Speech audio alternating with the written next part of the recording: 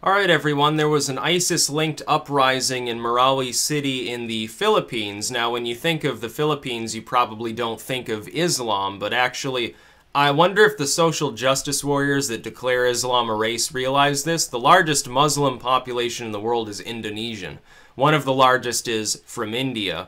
There are many Muslims in the Philippines and all over Asia. In fact, Arabia is no longer really, other than having Mecca, is no longer the seat of Islam. Other than, you know, the Wahhabi, support for Wahhabi terrorist groups. For that reason, we shouldn't be sending money to Saudi Arabia or weapons. We should be sending diplomats over there to tell them, knock it off. But, you know, nobody has the balls to do that because they get all sorts of oil, apparently. Rather deal with Islamic terrorists than with Venezuelan socialists. I'd rather deal with the socialists, to say that as somebody who talks about Maduro needing his head on a pike on a regular basis. I'd rather enrich their state than deal with people, you know, halfway across the world.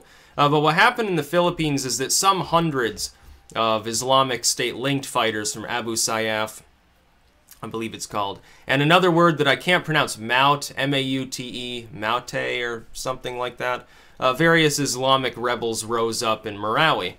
They raised the black flag, and then they proceeded to kill several soldiers and security forces. They were sparring there. Now, apparently, I think Duterte is going to eat someone's liver for this. Apparently, there was intel that an attack was coming, and it was largely ignored by the local authorities. So they're probably, if they survive at all, they're out of a job, I would think. Duterte had to cut his Moscow trip short. Was mentioning to Putin how he might need some heavy weaponry to deal with the problem. He should buy it from the U.S. You know, Trump and Duterte seem to get along. Unlike Obama and Duterte, he's calling him all sorts of... They said he used racially charged terms to talk about Obama. I thought that was funny. Because here's someone, he's not white, so the social justice warriors here, they have a harder time labeling him like a Nazi or something.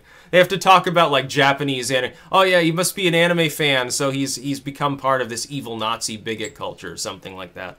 But I thought it was funny. I think it was Business Insider last night. It almost spurred me on to want to report on it last night, but I wanted to save the issue for today. They were talking about, oh, Duterte declares martial law in Marawi. Now, they didn't give any further context. They didn't mention the fact that hundreds of terrorists had taken up arms and tried to hold the city hostage. They didn't mention the black flag being raised. They didn't mention any of that. They just said, oh, he declares martial law. Now, because so many people only look at the headline and don't look at the context of an article, and all groups of people, honestly, are totally guilty of this at large numbers, don't you think that that would lead people to believe that Duterte was doing something like bad or nefarious here and he was just trying to like kill more drug dealers or something? Oh, those poor potheads, something like that.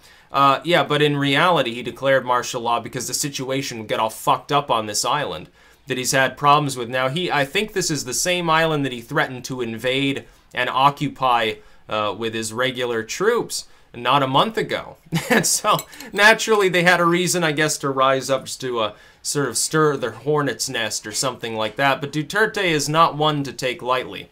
Anyone who even jokes about cannibalizing their enemies and throwing them from helicopters has probably killed people before, but we're not exactly sure because he sort of says it kind of jokingly.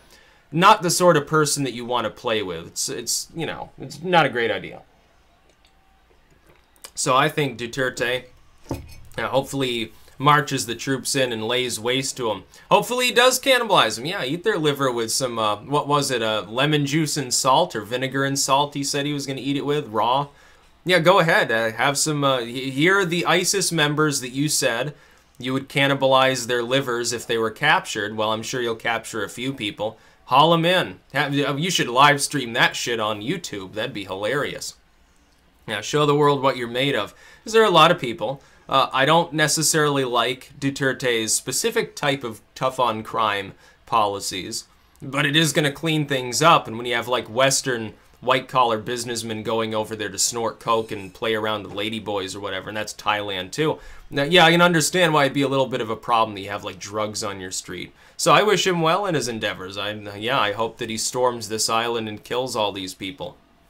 You know, why should I, why would I have any love for these groups, like ISIS, all these other zealots? Because some people in the West say, oh, don't be racist, don't be bigoted, just misunderstood. It's the fault of Western interventionism. Yeah, partially, but only insofar as we destabilized countries and the problem of terrorism metastasized because there was a power vacuum. The idea of actually intervening in other states doesn't cause a rise in terrorism. The problem is too many civilian casualties under Bush, too much attempted nation building under Obama didn't work. But we never did that in the Philippines, now did we? Now, how is it that you have hundreds of terrorists taking up arms in a state that we never invaded recently? You know, I understand, you know, sort of a liberation and or rape of the Philippines 100 years ago with the United States. It's a sort of touchy issue for some people. But in the modern era, have we invaded or occupied the Philippines? No, we haven't, and yet they've still got a problem with ISIS because they have an island there that has a Muslim majority. That's why it's a problem. That's why you have a problem with attacks like you got in Manchester or any other randomly chosen large urban district within Western Europe. You don't see this in Poland. You don't see it in fucking Slovakia. I wonder why. Could it be because people there actually keep an eye on what's happening and don't bend over backwards to accommodate people who won't assimilate?